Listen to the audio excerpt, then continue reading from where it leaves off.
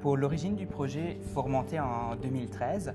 En 2013, cette expo-là, ce concept-là a été fait à Paris, The Parisianer, qui était l'idée en fait d'une association puis de deux personnes de regrouper des artistes pour faire des couvertures fictives d'un magazine sur Paris, mais en reprenant la couverture de base du New Yorker à New York.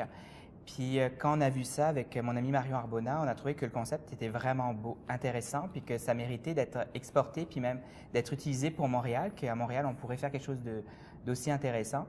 Puis finalement, c'est en 2015 qu'on s'est dit, ben là, faut avancer le projet réellement, il ne faut pas juste dire que c'est une idée. Puis à partir de 2015, on a commencé à faire des démarches.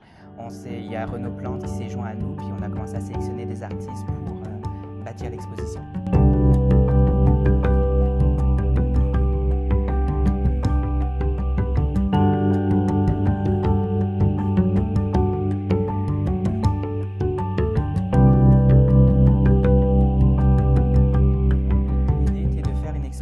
Perdurer dans le temps, de dire on fait une photo de Montréal, mais pas forcément des images qui sont juste 2017, mais c'est quoi Montréal pour les artistes en fait?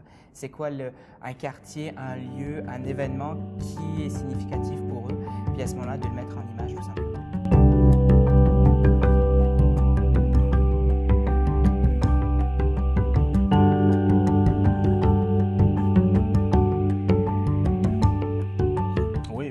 Ma démarche à moi, en fait, je suis allé dans la façon dont je travaille d'habitude, qui est très conceptuelle, qui est très minimaliste. Alors, j'ai essayé de rendre une image de Montréal où on sentait une espèce de foisonnement multiculturel, mais que j'ai mis en background un peu comme si ça faisait partie de l'architecture, que ça faisait partie des meubles. Puis j'ai mis en scène un petit écureuil rouge flash qui se faufile avec un bagel, qui représente un peu, qui pourrait être, par exemple, un artiste qui se faufile puis qui essaie de gagner sa vie puis de survivre dans la ville. Et puis, donc, c'est un petit flash, c'est ça, assez simple, puis qui est très propre à ce qu'on voit dans ce genre de couverture-là d'habitude. Les couvertures du New Yorker, parce que dans le fond, l'inspiration aussi, c'est ça, c'est d'essayer de reprendre des codes qu'on retrouve dans ces couvertures-là. Et puis, ben il y a plusieurs familles, tu sais, on va trouver des couvertures qui sont des fois très sensorielles. Ça va être un flash sensoriel, mais presque abstrait. Des fois, ça va être lié à un événement hyper précis avec une date. D'autres fois, ça va être purement descriptif, ça va nous parler de la ville visuellement. Donc, tout ça se rencontre et puis je m'éloigne de ma démarche, mais c'est ça, je vois l'expo pour la première fois aujourd'hui et je suis très frappé par ça, toutes ces visions-là, tous ces angles de points de vue qui sont tellement différents, qui parlent toutes de la même ville, mais que dans le fond, il y a comme un Montréal par artiste, puis c'est ça qui est vraiment trippant, je trouve.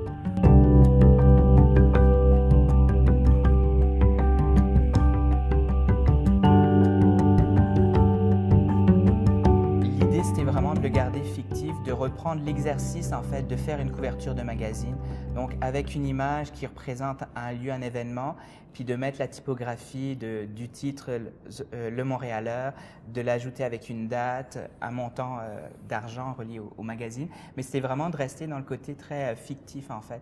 L'idée n'est pas de créer un magazine, mais vraiment c'est un exercice de style en fait, vraiment pour les artistes de concevoir une couverture en fait.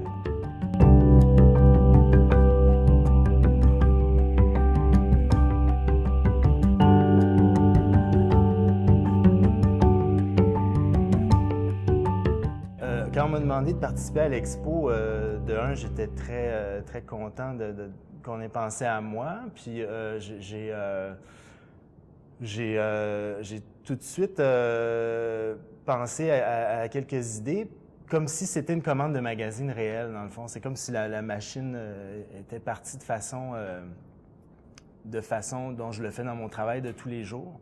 Fait que je l'ai vraiment pris comme une espèce de commande qu'on me donnait.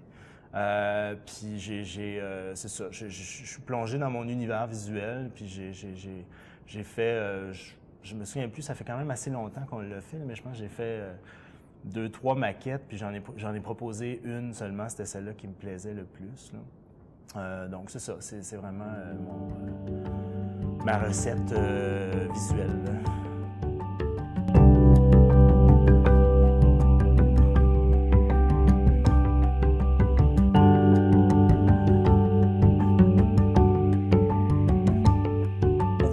Cloisonné juste à l'illustration ou la bande dessinée. On voulait vraiment ouvrir l'expo au plus grand nombre d'artistes en art visuel en général pour avoir des visions différentes vraiment et puis qui vont s'alimenter entre elles aussi parce que de voir un BDiste à côté d'un illustrateur, à côté de quelqu'un qui est peut-être plus en art conceptuel, ben, ça peut être intéressant de montrer cette variété-là dans les styles pour le visiteur aussi. Puis Montréal, ben, c'est ça aussi, c'est une ville multiculturelle où il y a qui se nourrit de cette diversité-là, donc c'est important pour nous d'essayer de la représenter dans l'exposition.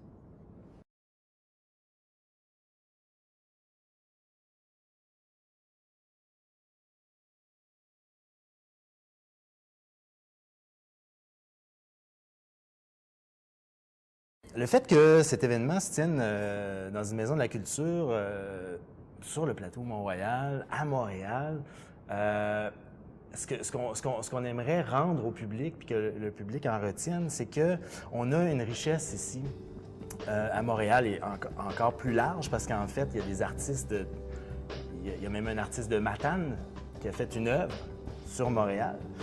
J'aimerais qu'on retienne qu'on a un foisonnement de talents ici, qui est souvent un peu dans l'ombre. Le travail d'illustration, bien, le travail des BDistes est un petit peu plus connu parce que l'œuvre est consommée par le grand public, mais le travail des illustrateurs est souvent un peu dans l'ombre par rapport à la nature des mandats qu'ils réalisent.